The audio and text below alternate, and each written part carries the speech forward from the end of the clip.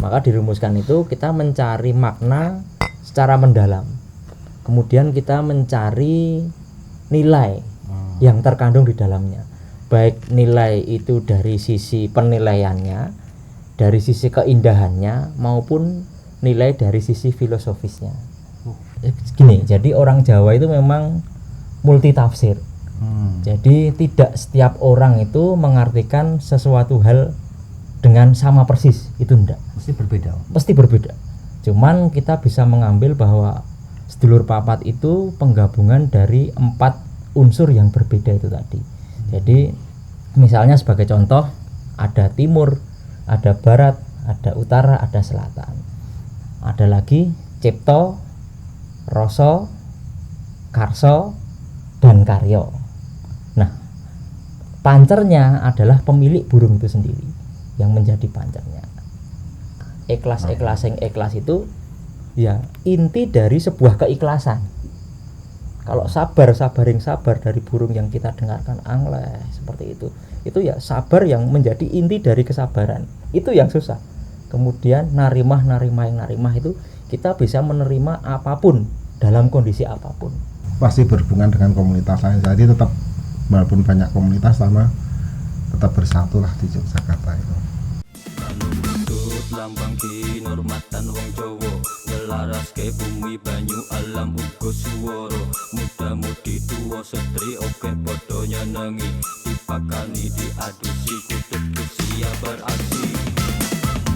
Wong sepodo pitutur kudu bener, mulai kudu bener. Omongan aja paten, hati-hati keblingen. Ojo kakean bayar, pelakor muter-muter malah sirahku dadi ngliyen. Ojo kakean ngoceh, ngarani mertonggo, bayani itu keluarga. Kuyu kakor mergiko, negoro dadi mulyo, rambut sing gitu-gitu. Ayo sareng-sareng podo kanding nama Tuhan. Sejarah perkututan di Indonesia, khususnya di Yogyakarta itu memang barometernya. Kan banyak yang mungkin banyak teman-teman lain yang dari daerah seluruh Indonesia belum ada yang tahu untuk sejarah perkutut itu memang barometer atau bermulai memang dari Jogja ya. Kalau setauku dari sejarah itu dari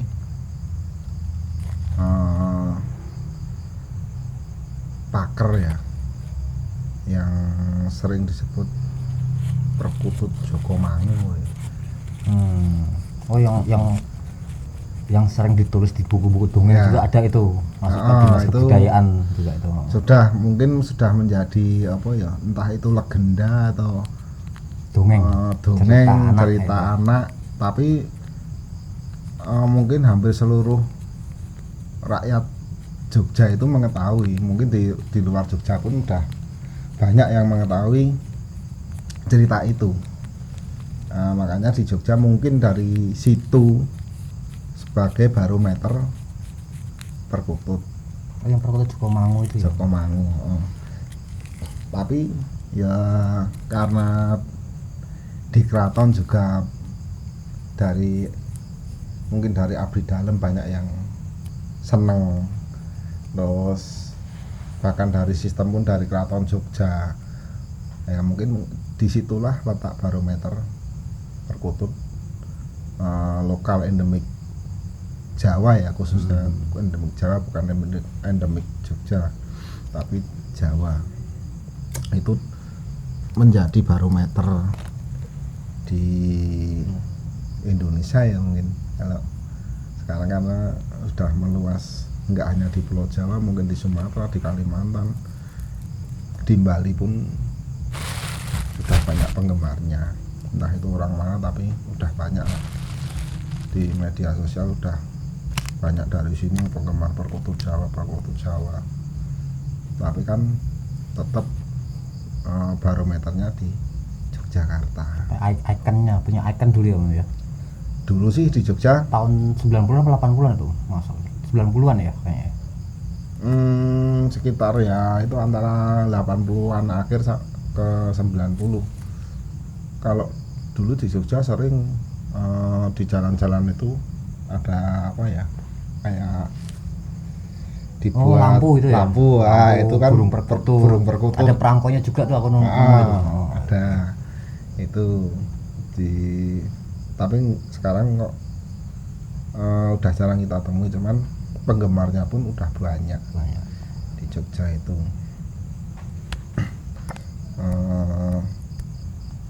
dari situlah terbentuklah komunitas-komunitas, banyak komunitas lah di Jogja, tapi ya tetap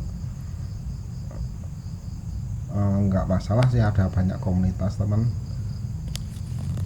apa di suatu komunitas pasti berhubungan dengan komunitas lain, jadi tetap walaupun banyak komunitas sama tetap bersatu lah di Yogyakarta itu. Sampai detik ini tuh ibaratnya sudah dirumuskan ya Om ya kayaknya. Sudah kita rumuskan. Maksudnya dirumuskan tuh rumuskan gimana sih? Dirumuskan itu kalau apa ya, kita itu kan asalnya satu dari buku, kedua kan dari penjelasan. Nah, antara buku dan penjelasannya Pak Pitung pada waktu itu kan belum tertulis secara detail.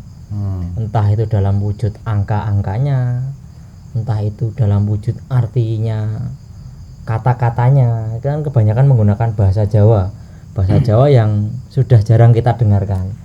Maka dirumuskan itu kita mencari makna secara mendalam, kemudian kita mencari nilai yang terkandung di dalamnya, baik nilai itu dari sisi penilaiannya, dari sisi keindahannya, maupun nilai dari sisi filosofisnya. Sampai sisi filosofis suara itu. Betul. Contohnya satu Om, dari sisi filosofis kan banyak, sebenarnya kayak teman-teman yang ada yang di Jakarta, di Sumatera, di Kalimantan kan masih banyak yang belum paham. Taunya kan burung perkutut kan suaranya sama Om. Sama ya. Jadi dengerin orang kayak orang kan suara burung perkutut kan kayaknya sama aja deh. Ya kalau di burung kutukuk ada yang pokoknya sama itu kan, ternyata itu beda ya Om. Filosofinya gimana tuh? Contoh satunya Om. Arti filosofisnya ibaratnya. Saya Om Surya. Jenengan. Kalau masyarakat Jawa itu tidak akan pernah lepas dari filosofi kuno. Jadi kalau suara irama burung perkutut yang jangkep atau yang genap itu kan ada 4 unsur, 4 tanduk, 4 tutukan. Nah, itu yang sering orang bilang ngepat. Tapi kan orang belum mengetahui sebenarnya apa sih ngepat itu. Ngepat itu. Ya, ngepat itu perwujudan dari sedulur papat. Ya, itu walaupun ini kita jabarkan dulu lagi nih, biar nggak salah paham. Sedulur papat itu artinya jabarannya. Sedulur papat itu gini, jadi orang Jawa itu memang multi tafsir. Jadi tidak setiap orang itu mengartikan sesuatu hal dengan sama persis, itu enggak. Mesti berbeda. Cuman kita bisa mengambil bahwa sedulur papat itu penggabungan dari 4 unsur yang berbeda itu tadi. Jadi misalnya sebagai contoh, ada timur, ada barat, ada utara, ada selatan. Ada lagi cipto, rasa, karsa, dan karya. Nah, pancernya adalah pemilik burung itu sendiri yang menjadi pancernya. Jadi nanti ada artinya sendiri-sendiri. Cipto itu apa, rasa itu apa, karsa itu apa, karya itu apa. Kemudian orang pemiliknya itu menjadi pancernya. Kompletnya sedulur papat 5 pancer. Oke, next yang tadi tuh dilanjutkan yang filosofis tadi ngepatnya itu kan banyak orang yang salah tahu, ikut pakem Mataram ada yang ngepat, ada yang maksudnya ngepat kan masih multi tafsir nih kan. Jadi kayak saya sendiri mungkin teman-teman yang lain yang dari daerah lain kan maksudnya ngepat itu kan masih kan multi tafsir semua. ya. Ngepat itu jadi ada 4 tanduk. Yang pertama itu hur sebagai awalan. Yang kedua itu ada ketek sebagai tengahan, dan yang terakhir kuk sebagai ujungnya. Jadi hur, ketek, kuk. Nah, itulah yang diartikan sebagai cipta, rasa, karsa, dan karya. Kalau dalam bahasa Indonesia seperti itu. Nah, cipta sendiri itu adalah pikiran atau akal budi manusia. Cipta. Rasa itu adalah sisi dari emosional. Jadi dalam perkutut itu kita bisa memilih perkutut yang istilahnya angleh, itu apa? sareh, atau yang sabar. Sabar. Nah, sabar itu nanti akan mencerminkan si pemiliknya. Ketika kita memiliki burung yang tidak tergesa-gesa, artinya emosi pemiliknya itu juga tercermin bahwa individunya itu tidak mempunyai sikap yang tergesa-gesa. Dalam artian ketika mengambil sebuah keputusan itu tidak berdasarkan segi emosi, tapi berdasarkan itu tadi akalnya, akal budinya, kemudian cipta, rasa, karsanya. Karsa itu niat atau kehendak. Setelah akal budi ada rasa, ada emosi, ya toh. Kemudian cipta, rasa, karsa itu niat. Ketika semuanya itu tidak didasari dengan niat, ya kita tidak akan bisa memelihara perkutut dengan baik. Kemudian cipta, rasa, karsa, dan karya. Karya itu adalah hasil dari kita memelihara perkutut tersebut. Artinya ketika individu si pancernya itu, manusianya sendiri itu, pemilik burung perkututnya itu akan mempunyai hasil yang diharapkan seperti ikhlas sabar kemudian narimah Penjabaran artinya ikhlas itu ya inti dari sebuah keikhlasan. Kalau sabar dari burung yang kita dengarkan angleh seperti itu ya sabar yang menjadi inti dari kesabaran. Itu yang susah. Kemudian narimah itu kita bisa menerima apapun dalam kondisi apapun. Sangat dalam sekali, Om. Berat ya? Ya berat. Makanya ada filosofi anak muda tidak boleh pelihara perkutut, ya mungkin ini kali ya. Karena susah. Salah satunya. Oke. Itu makna dari ngepat. Maknanya penjabaran makna filosofi dari suara seperti itu, apalagi yang lainnya. Ya. Seperti itu. Oke. Jadi penjabaran ngepat itu ternyata maknanya filosofinya itu dalam. Ya.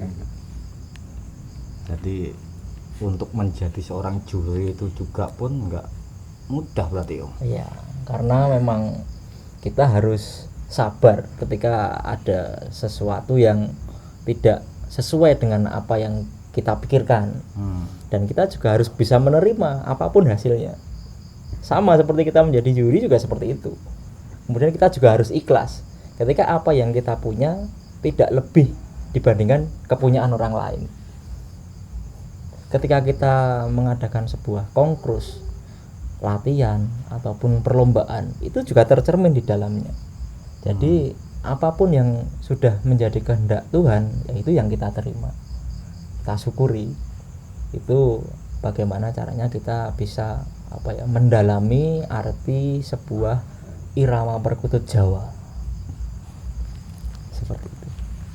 Kan ada hur, apakah bisa nanti ada suara klar itu masuk ngepat itu? Bisa, itu memang setiap jenis burung perkutut itu memiliki ciri khas masing-masing dan tidak selalu sama. Jadi itu hur atau or atau au atau klau itu hanya sebuah contoh saja. Contoh saja. Cuman di alam memang berbeda-beda. Ya kembali lagi ke bagaimana masyarakat Jawa itu sangat multitafsir itu tadi, bahwa kebenaran yang hak itu bukan punya kita tapi memang punya Sang Pencipta. Betul. Pasti ada kurang dan lebihnya ya seperti itu.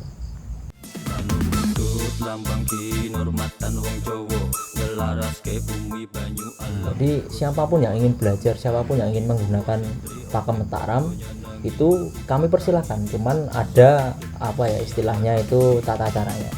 Jadi biar tidak sembarangan, maka harus latihan terlebih dahulu, harus paham terlebih.